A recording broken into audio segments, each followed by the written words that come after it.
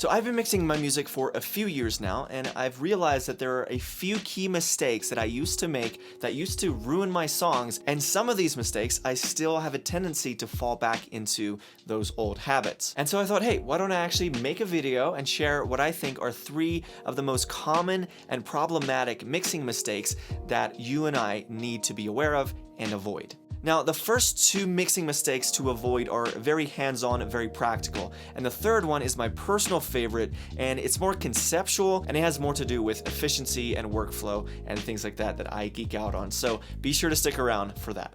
So the first mixing mistake to avoid is finishing a mix based on one monitoring source. Now, we've all done this. We've sat down, mixed it for 3 hours, take it out to the car, and it sounds like a kid screaming in an airplane. So what went wrong exactly?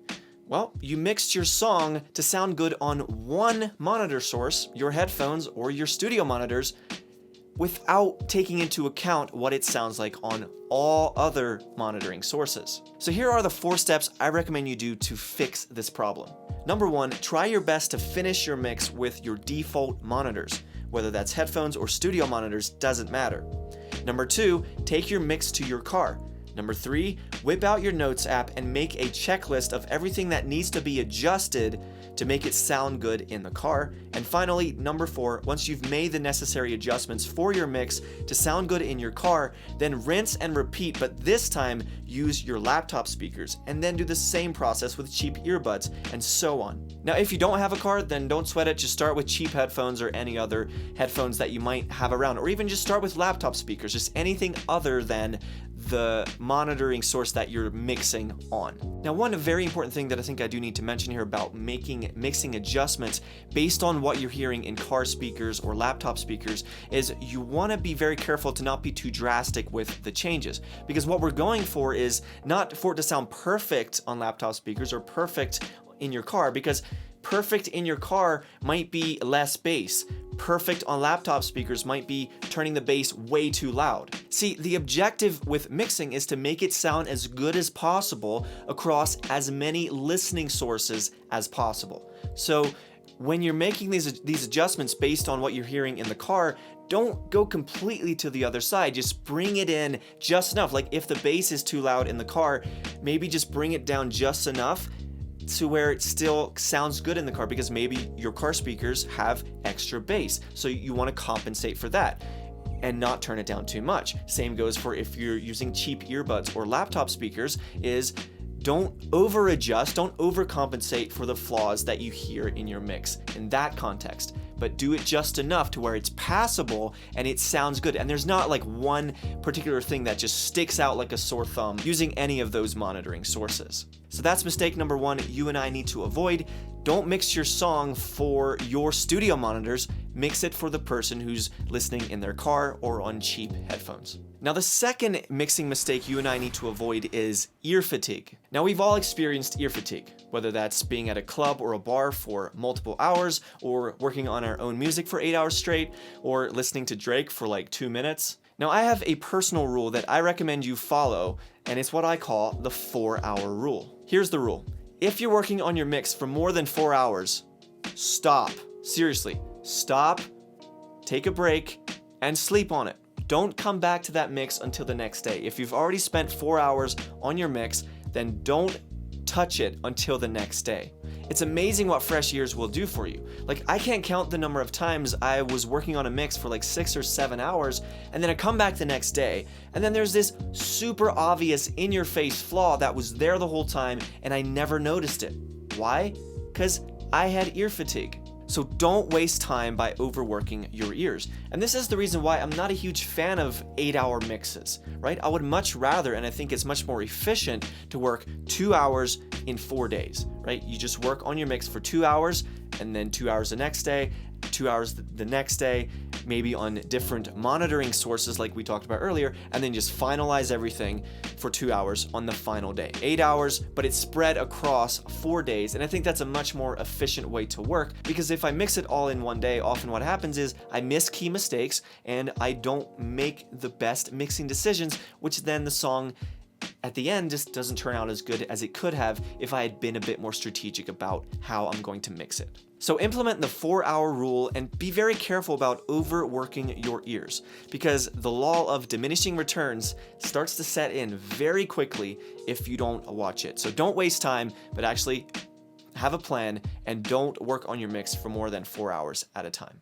Alright, now before we get to the third and final mixing mistake to avoid, if you've been struggling with EQing your vocals and you're making 15 different EQ cuts and boosts and you're not even sure if it's making it better or worse and you're confused, then I want to help you out. I want to get you some clarity on EQing your vocals, and I have a free guide that's going to help you do that. It's called a visual guide for fixing vocal EQ problems. It's exactly what it sounds like. We got 8 problems, 8 solutions, and I have everything mapped out visually as well. So if your problem is vocal is too muddy, make this cut and it visually looks something like this. If you've got the problem of your vocal isn't cutting through the mix like it should, make this boost here and you can see it visually as well. So it's super simple. It's really going to help you out. So if you want a quick win and you want to start EQing your vocals more strategically and actually fix problems and not just mess around, then be sure to download that. Link is in the description. It's absolutely free. Let's move on to number 3. Okay, so the third mixing mistake you and I need to avoid, and this is my favorite, is avoiding the 80-20 rule.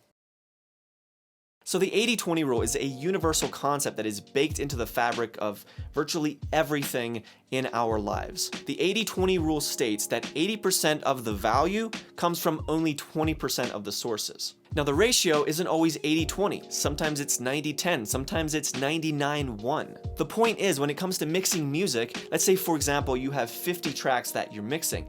If the 80-20 principle is true, and it is, then that would mean that only 10 tracks would make up 80% of the value of that mix. So your job as the mixer is to figure out what 20% of tracks, which 10 tracks are the most important tracks that will make up 80 to 90% of the value of this entire song. For example, those 10 tracks might be lead vocal, piano chord progression, kick drum, snare drum, sub bass, high synth bass, vocal double 1, vocal double 2, vocal reverb track, electric guitar ARP.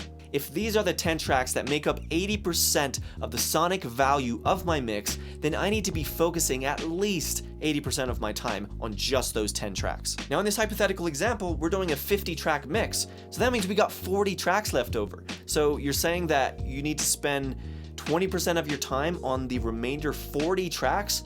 Yep, that's exactly what I'm saying. Look, that third layer on your synth track, it's not doing that much. I know you're proud of the sound design and the cool things you did with that third layer, but it's not doing that much. Let's just be honest. So don't try and perfect it. Don't spend a bunch of time on it for something that's tucked away in the back of the mix. This is all based around focus. You need to focus on what are the 5 to 10 tracks that make up 80% of the value of your mix, and then spend virtually all your time mixing those. Because if you don't implement the 80-20 rule, here's what happens, and this has totally happened to me a number of times. You spend 20 hours on your mix, right? You just make everything, you just dial everything in, all the tracks, all the background tracks, those little sneaky, subtle things, everything's perfect. You mix it down, upload it to DistroKid, so now it's on Spotify. And once it's on Spotify, you realize, oh, the vocal needs a de-esser and the kick drum is completely lost in the mix. What was the value then of spending so much time on all the little background tracks and little details that no one is hardly going to notice and doesn't even add that much to the song? See, this is the power of the 80-20 rule. You need to focus on what matters most, because it's not 50-50. Every track does not have equal value. That never happens. So figure out what are the most important tracks and then focus on those, and your mix will thank you for it. Alright, now if you want to learn more about vocal EQ and you want to start using EQ to actually fix problems and not just mess around blindly, then what I recommend you do is go download my free guide. It's called A Visual Guide for Fixing Vocal EQ Problems. 8 problems, 8 solutions. It's really going to help you out, and it's really going to get you out of that loop of just doing random things on an EQ, and this will get you some focus, get you some clarity, and start making very simple EQ cuts and EQ boosts that actually make a difference, that actually make your tracks better. So download that, link is in the description. Thanks so much for watching. I will see you in the next video. Happy music making.